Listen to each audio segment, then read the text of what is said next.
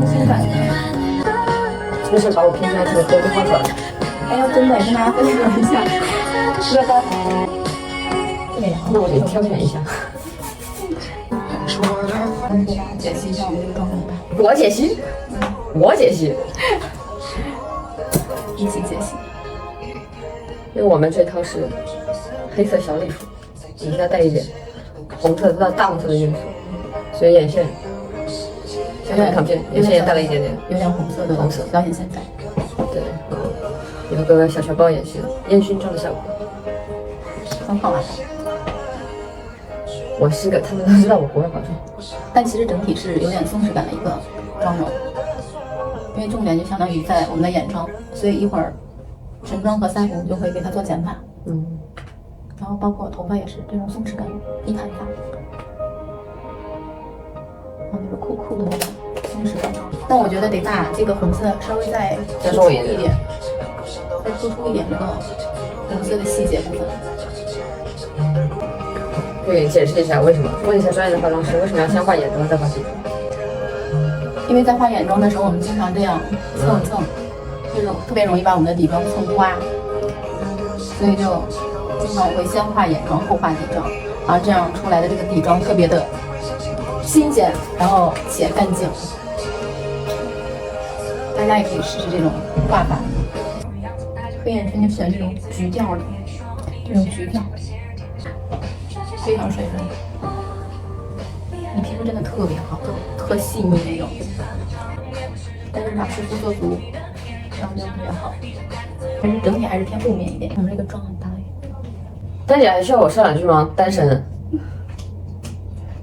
需要你说。他就是坐在这里，他就已经是个神了。什么？陆姐。单身。他现在看到我单身的能力了吗？我说完事儿了。是的。现在眼睛的红色会稍微明显一点点。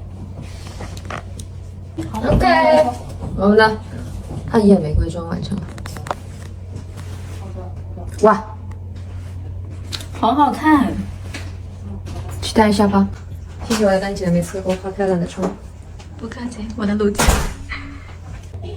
好啦，我们妆发完毕，出发去红毯喽。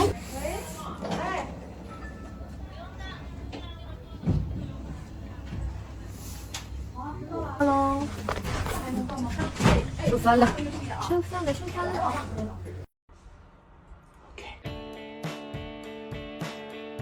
给大家表演一个站定式卸妆，开始了。先洗手，因为在现场打了几天的舞儿，手很脏，所以在卸妆之前一定要把手洗干净。然后我们的洗妆。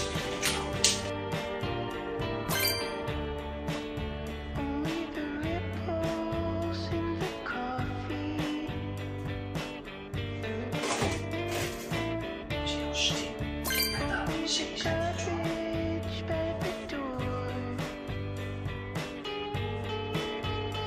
然后卸妆。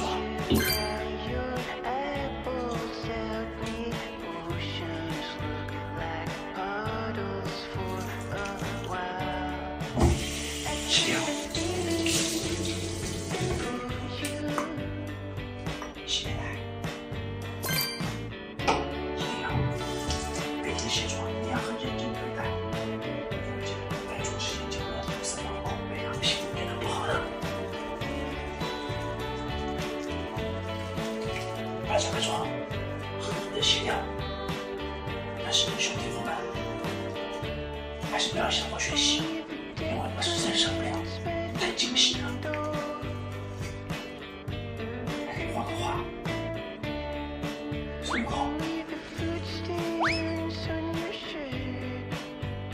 老虎，我去找我可以洗了。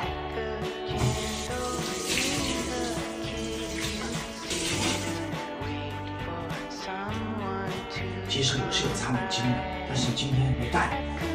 好的，今天妆卸完了，可以开始涂肤了。首先我们要涂一层水。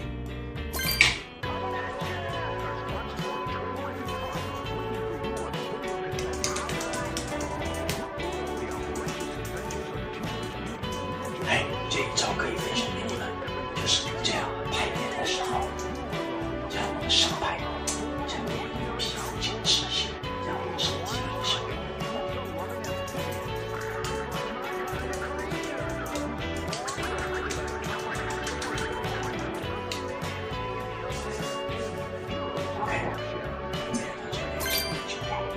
因为每天长时间带妆嘛，有时候皮肤上面会有一些泛红的东西，经常会有啊，还有鼻头这些地方啊。虽然我也没有那么专业吧，但就是它是可以解决一些泛红的问题。包括脖子下面这些，每天拍古装被补的比较多的地方。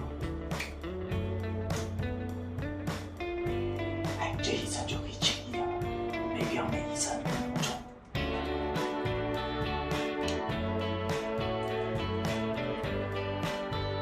OK， 剩下的也不要浪费，拿一下，请记住，今天呢，听到沉浸式卸妆到此结束，拜拜。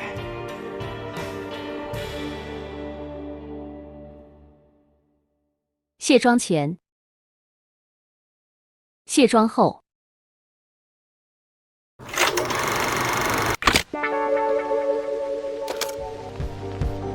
郑书怡今天结婚了，下边煎这个黄瓜啊，特别满意啊。可以展示一下你的戒指吗？哦。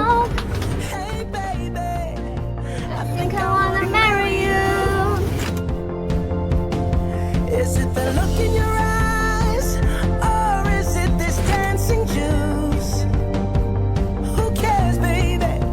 I think I wanna marry you, marry you. I know this little chapel on the boulevard we can go. No one will know. 还是可以弹一个曲子啊，是不是？Hello， 今天要拍郑书怡的 ending 了，你有什么想说的吗？希望大家看到这个片段的时候，能喜欢这个故事。你对这个结局满意吗？问我满不满意没有关系，主要是郑书怡应该挺满意的。郑书怡，祝你幸福啊！希望你一直做个公主。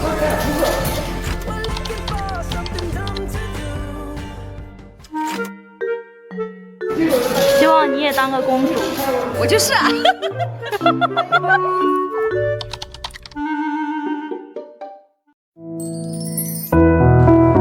来，预备，3、2、1，开始。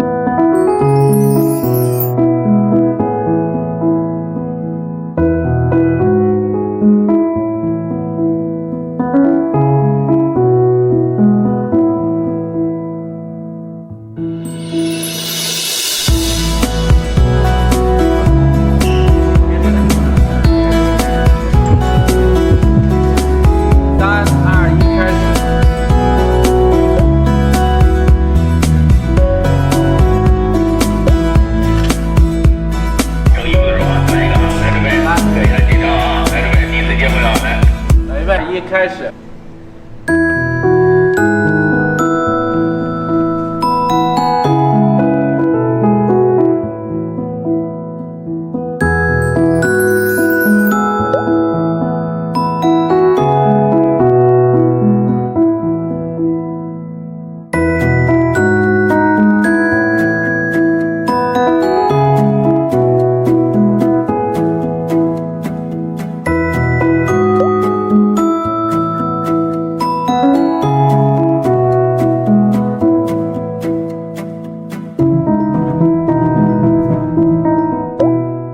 我们来了，新婚快乐，怎么样？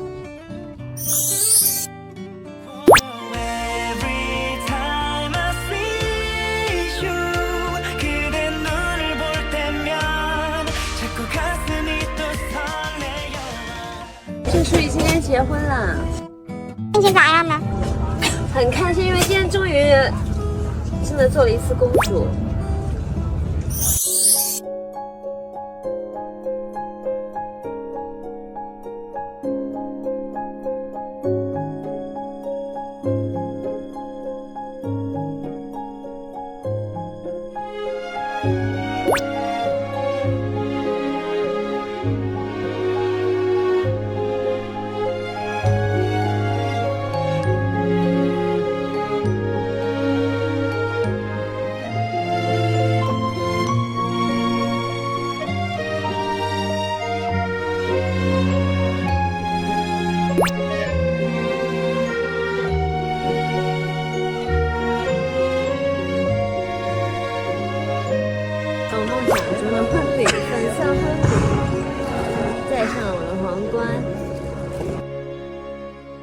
端的猎手往往以猎物出现的这样一个状态。可能在道明寺身上，那个更多的是那种青春啊、青涩呀。实验看到的更多的可能就是成长、沉稳。我在每个年龄阶段去饰演的这个角色，都肯定是更贴合当下的。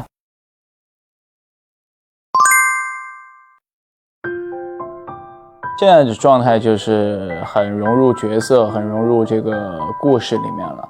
到现场演戏其实是非常，顺畅和非常轻松的一个氛围了，感觉状态会比较好。然后对于角色的台词啊、情绪表达呀，以及和对手的配合什么的，我觉得现在都挺上道的。我觉得有个大前提就是实验他是一个很 nice 的人，他无论对谁他都是非常有礼貌、彬彬有礼的。那对秦时月的话，他相对就会非常严格一些，是他自己的外甥女嘛，他也不希望他的外甥女成为一个就是说游手好闲的人，会比较严厉，会比较凶一些。对他的父亲啊，然后家里面长辈啊，也是那种非常孝顺、非常听话，同时会有自己的想法。实验是一个非常能和家里面长辈做好沟通的一个这样的角色。然后还有一些他身边的兄弟们，可能在兄弟面前他会更加放松一些，就主要是关机面前他可能会放松一些，会把一些自己脆弱柔弱的一面展现在就是兄弟们面前，可能展露在关机的面前会比较多一些。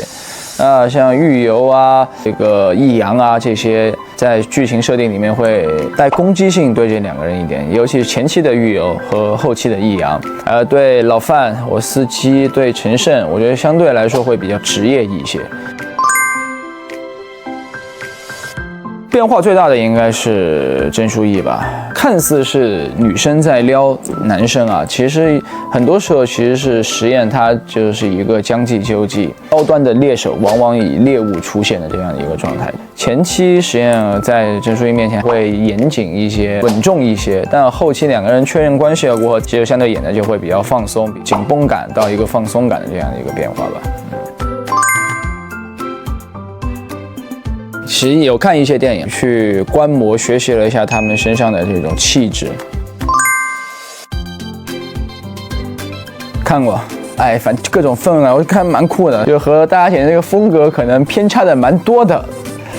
但是我非常想去尝试的就是大家片花里面剪的那种风格的电影，去演一些就是这种比较酷的黑道的呀、警匪的呀，这种也是我比较向往的一个风格。但是以爱为营不是啊。就那个剪辑的，就感觉下一秒实验家掏出一把枪了，就那种。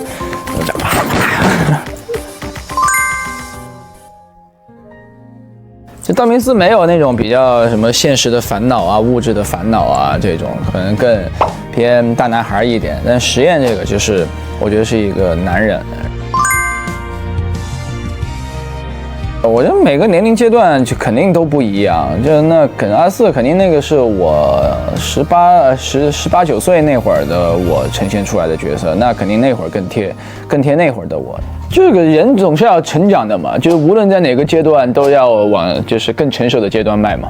所以我在每个年龄阶段去饰演的这个角色，都肯定是更贴合当下的。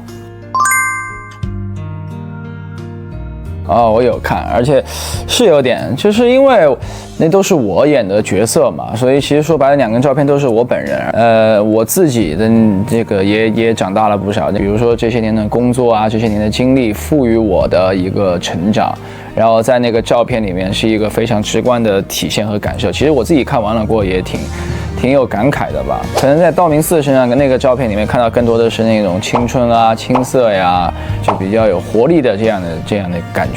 实验的照片上看到的更多的可能就是成长、沉稳，然后会有这种年龄感的变化在里面啊。其实自己看完自己还蛮有感慨的。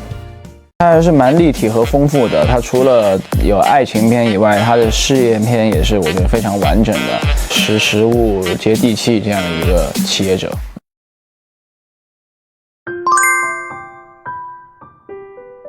实验是一个比较成熟的男性，了解他过后，或者说就跟他认识了过后，从一个成熟男人的角度去看待一些问题啊，面对处理一些问题的态度和方向会不一样一些。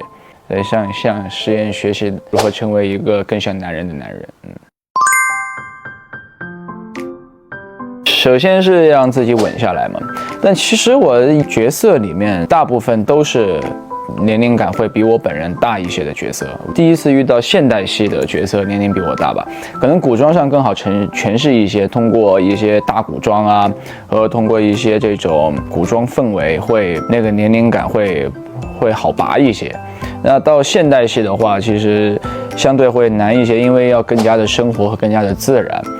当然，我觉得实验的衣服还是给了我很大帮助的，比较讲究的商务人士，每天穿着西装，然后打领带、戴手表，就他这种比较讲究的穿搭，其实是给了我一些心理建设的。实验的一些行为举止啊、动作啊，都会偏慢一些，就是偏稳一些，就是尽量让这个人从外化上看起来是一个比较沉稳干练的一个状态。角色本身它是已经在那儿的了，只要你自己去体验它，然后去呈现剧本，然后去呈现编剧所赋予这个角色的这些特质，你就能慢慢的在这个过程中能体验到这个角色的特点，以及它的这个沉稳感、成熟感这样。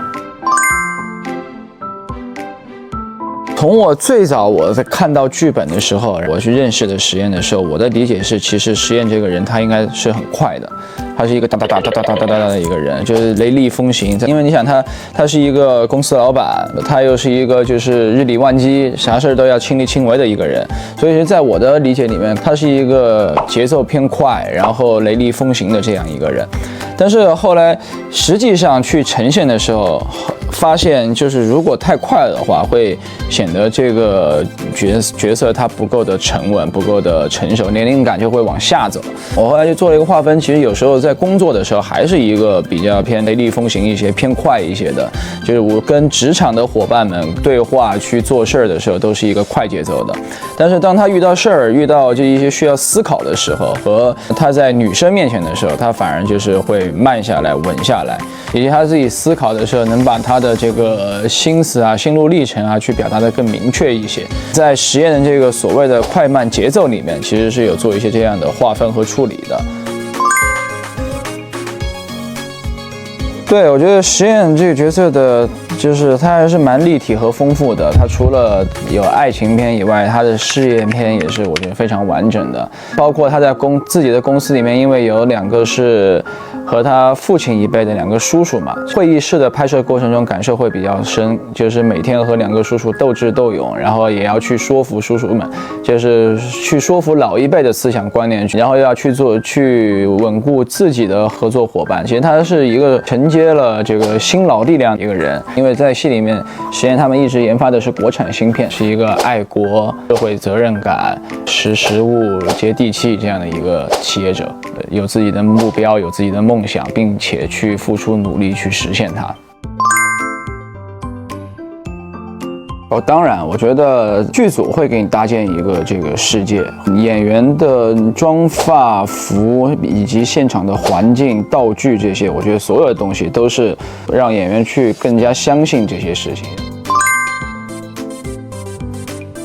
实验的衣服其实色彩不会太丰富，会比较就是偏暗色系一点。色系上其实也是一个表达人物性格的一个呈现方式。